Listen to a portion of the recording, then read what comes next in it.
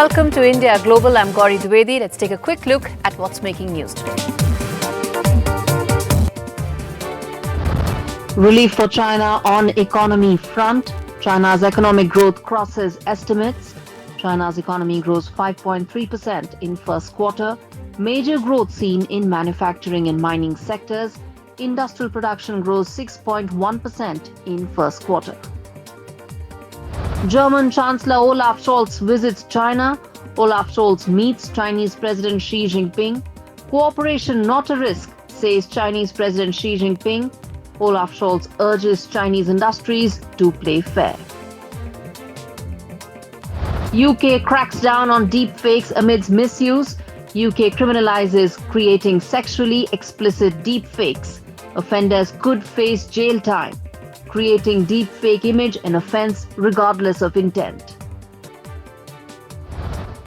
Indian actor Amir Khan lodges FIR over deepfake ad. Amir Khan says he never endorsed any party. And Copenhagen Old Stock Exchange engulfed by fire. Iconic building collapses, no injuries reported. 400 years of Danish cultural heritage up in flame. All right, on to the big story that we are tracking at this edition of India Global. A week after global ratings agency Fitch Ratings cautioned about the health of the Chinese economy, the world's second largest economy seems to be getting back on its feet. Early signs of revival are visible as China recorded 5.3% of growth for the first quarter of 2024. The numbers are better than what estimates seem to suggest and indicate that manufacturing sector is pulling up the Chinese economy.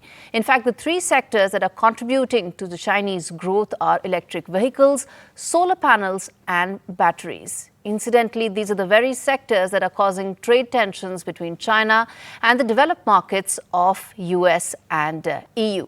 To decode this in greater detail, to understand what does this mean for the world economy and is this growth sustainable or is it a blip as far as the revival that everyone is talking about in the Chinese economy, we have Andrew KP Lung joining us to discuss this in greater detail. He's an international and independent China strategist based out of Hong Kong. Thanks much for speaking to us, sir. My first question to you is that the Chinese manufacturing is essentially doing all the heavy lifting right now. How soon do you see revival in consumer confidence, which continues to be a bit of a concern for analysts?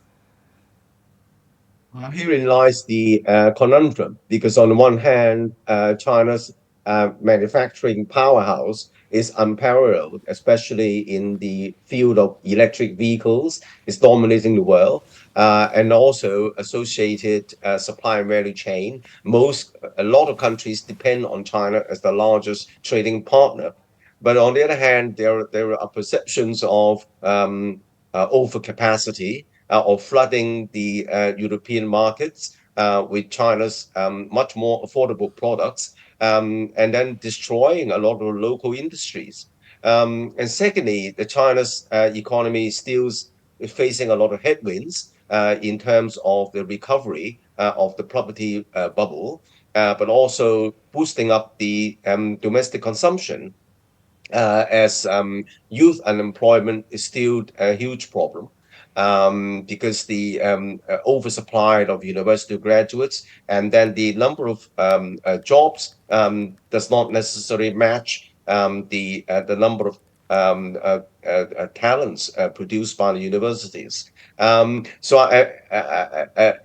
then, of course, a lot of the young people choose not to get married, not to have children, and this, of course, exacerbate the demographic crisis. So I think that there are a number of hidden challenges which the Chinese government is trying to overcome. There are indeed a fair bit of headwinds for the Chinese economy, and you touched upon these right now, both as far as the subsidy mechanism that China has and, of course, the property market as well. Let's take them one by one. First, the property market continues to remain a concern. Property sales are down almost 27%. Property investments are down almost 10%. What's the outlook on the real estate sector, given that almost 7 out of 10 Chinese households have their wealth tied to this? Well, the Evergrande crisis is now calming down, but it's still a lot of overhang because it's a huge problem. It's not going to disappear just like that. But on the other hand, it's been stabilizing in the sense that with very strong government regulation, the property lenders are told to concentrate on completion first. So for the first time, we're seeing property completions exceeding new starts, which is a healthy sign, reversing the previous vicious spiral of starting new homes before the old ones have been built. So I think there is a stabilizing there, and that the Okay. government is putting a lot of money addressing a lot of the property debt overhang, trying to stabilize the Right. situation. So Okay. yeah, but on the other hand, Andrew, the property market is still, yeah. Andrew, very quickly, as far as the EVs and the solar panels are concerned, the subsidy mechanism is still there. China refuses to unwind that entire mechanism. Do you see that leading to greater trade tensions? Because these are the very sectors that are actually propelling the Chinese economy right now. Well, strangely, the manufacturing sector it does not rely entirely on a subsidy. That the reason why that China's products are so competitive is because China has the world's largest and most complete supply and value chain. That's why a lot of the products produced around the world, even though they're not marked "Made in China," have China embedded in it in terms of parts, components, materials, and logistics. And seven of the world's 10 largest container ports are in China, including Hong Kong. So I think that China's strength in manufacturing does not lie in subsidy. It is complete and very efficient economy of scale, the supply and value chain. But on the other hand, just relying on manufacturing, as I said, is not the answer. China must grow its home consumption, but it's still a long time to go there.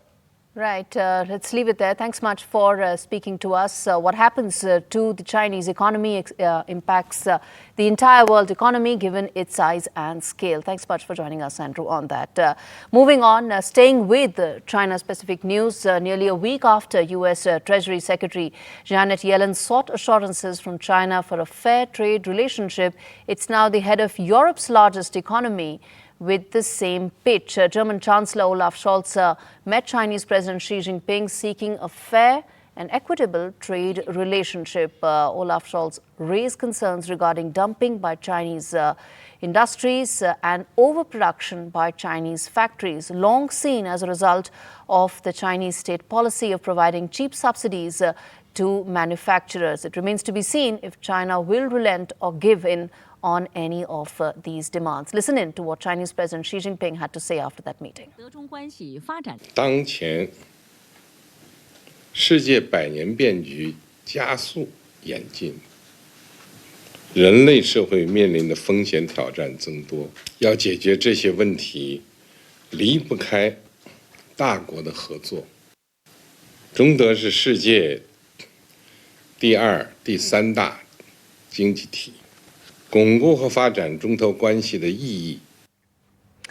Moving on to a story that frankly has ramifications for every one of us. The UK has set to criminalize the creation of sexually explicit deepfake images as part of plans to tackle violence against women. People convicted of creating such deepfakes without consent, even if they don't intend to share these images, will face prosecution and an unlimited fine under a new law. The Ministry of Justice said this in a statement. Sharing these images could also result in jail term, and creation of a deepfake image will be an offence regardless of whether the creator intended to share this. The Online Safety Act that's been introduced last year has already criminalized sharing of deepfake intimate images whose creation is being facilitated by advances in artificial intelligence. Explicit deepfake image is to be made an offence under a new UK law. The United Kingdom is criminalising the creation of sexually explicit deepfake images as part of plans to tackle violence against women. Now, people convicted of creating such deepfakes without consent, even if they don't intend to share these images, will face prosecution and an unlimited fine under a new law. This is what the Ministry of Justice in the UK has said in their latest statement. Sharing these images could also result in jail. Now, for those unfamiliar with what a deepfake is, well, it's an image or video that has been digitally altered with the help of artificial intelligence to replace the face of one person with the face of another. But let's take you through the finer details. Well, under this new legislation, anyone who creates such an image without consent will face a criminal record and an unlimited fine. They could also face jail if the image is shared more widely.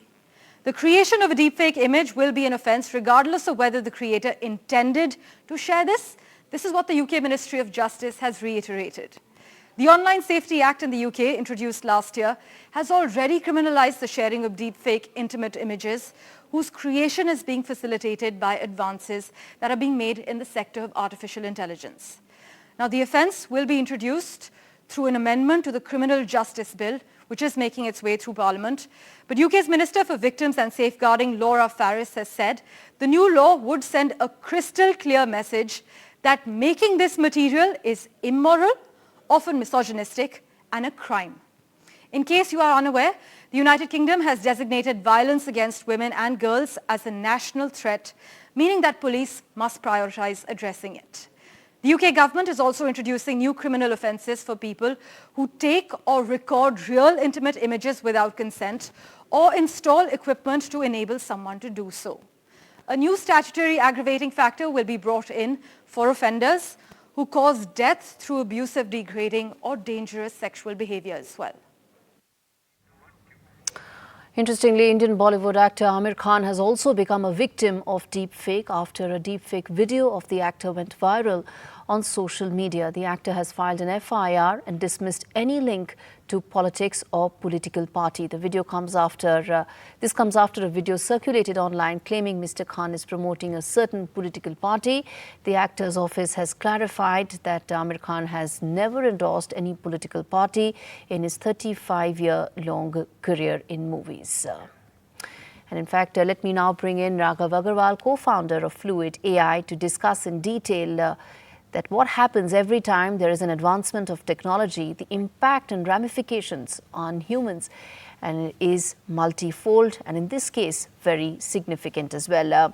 Raghav, thanks so much for speaking to NDTV. My first question to you is that does this open floodgates of greater regulation that will come in by countries around the world as far as how AI needs to be regulated, how AI needs to be used going forward?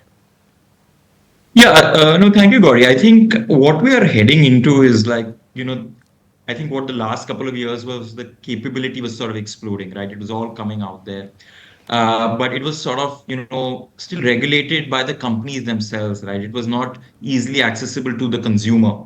You sort of, had large corporations use it. So it was sort of self-regulated. I think what now is happening is we are realizing that a lot of this technology is now democratized, right? It's some of it's in the open source world. A lot of it is being made available to consumers at the touch of a button. They're paying hardly a few dollars to access it. So regulation definitely needs to come in. And it's I think it's coming in at a healthy pace, right? As with any technology, you'll always see the bad actors use it a bit before the regulation comes in. But I think we are sort of in that zone, right, where it's sort of gone ahead of us, and now the regulations creeping in quite well. I consider myself one of those people who still grapple with technology, and I'm sure I represent a lot of how policymakers also grapple with technology. They're always playing catch up. Do you think AI will just make this contrast even more stark between policymakers who are playing catch up and how technology opens so many avenues of misuse? Yeah, this is the concern, right? Because the rate of change is now dramatic, right? With AI, I remember in 2017 when we created Warren Buffett's, and that was an approved deepfake. We created an AI avatar for him, and he said this made me immortal. But that took us 6 months to create, right? That was the technology back then. Now folks are creating it, and we had to take about 100 shots of him and things like that. Now people are able to create that with a single shot within a few seconds on a very small machine. I think what's going to happen is that we need to move past this paradigm of just laws, right? Oh, let's legislate things. I think we'll need to come up with frameworks or principles as such, and then say, okay, I'll extend these as we go along. Because to sort of go the old-fashioned way of creating a law for everything, a regulation for everything, I think that sort of stifles innovation if it's too heavy, if it's too hard-headed. And if you allow it to sort of, by the time you catch up, the bad actors have gone 10 steps ahead of you. So I think some sort of frameworks and principles need to come. And these can even extend old principles, right? You like this whole deepfake thing, right? You're sort of almost, it's like faking somebody, it's like blackmail, right? So just extend those principles forward and sort of implement them. I think that will sort of be the way forward out here. All right, Raghav, let's leave it there. Thanks much for taking out the time speaking to NDTV on that. That was Raghav Agarwal, co-founder of Fluid AI. Well, to its credit, European Union has still been at the forefront of identifying challenges with regard to technology. Shifting focus now to Sudan, where since its inception, the Sudan war has come to become one of the world's largest and most complex displacement crises, with over 8.6 million people having fled their homes, 1.8 million of those mostly being women and children having to cross to neighboring countries. This month marks a year into the Sudan conflict between the Sudanese armed forces and paramilitary rapid support forces, which are at war over a power struggle on which party gets to run the resource-rich nation. As part of India's rescue mission titled Operation Kaveri, 1,900 Indians were brought back to India that were previously stuck in Sudan during the conflict. In an attempt to shore up aid for Sudan, international leaders recently met in Paris, and French President Emmanuel Macron said global donors have pledged over 2 billion euros in humanitarian aid for Sudan. The aid will go towards food, water, medicines, and other basic and essential needs. No definite timeline, however, has been given as to when Sudan will receive this aid. Top diplomatic envoys, UN officials and aid agencies urged both warring parties to stop the attack, allow humanitarian aid to enter Sudan, and call for immediate efforts towards peace. Alors notre premier engagement est de soutenir les populations civiles affectées par le conflit. Aujourd'hui, d'importants moyens ont été mobilisés grâce à vous, et au total, nous pouvons annoncer que plus de 2 milliards d'euros seront mobilisés en faveur des femmes et des hommes du Soudan. Avant cette conférence, nous avions 190 millions d'euros d'engagement. Nous sommes ce soir à 2 milliards d'euros pour le Soudan. Shifting focus to another very important story coming in. Coral reefs have suffered their fourth global bleaching event. Coral reefs around the world are turning white and dying. Scientists from the National Oceanic and Atmospheric Administration declared the world is currently experiencing its fourth global bleaching event on record. Since early last year, scientists have confirmed mass bleaching in the Atlantic, Pacific and Indian Oceans, including along the coastlines of Florida, the Caribbean and the Great Barrier Reef. Listen in to what my colleague Vishal Vivek has to say when he explains the significance of what is happening here.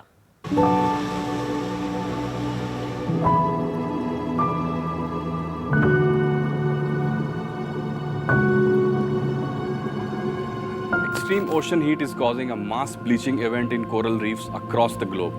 US government scientists have confirmed. They have said that it is the fourth global coral bleaching event, adding that it is becoming more frequent and severe as sea surface temperatures have set daily records for over a year now. So let's take a look at what coral reefs actually are. They are made up of colonies of hundreds of thousands of tiny individual corals called polyps. These invertebrate animals have hard exoskeleton made of calcium carbonate, and they are permanently fixed in one place. Now let's examine why coral reefs are important. They are important as they provide homes to roughly a quarter of all marine species. Coral reefs also support fish that provide protein for millions of people. Scientists say that they operate like seawalls and help minimize flooding during hurricanes. According to a 2020 report from Global Coral Reef Monitoring Network, the economic value of reefs is estimated at 2.7 trillion per year.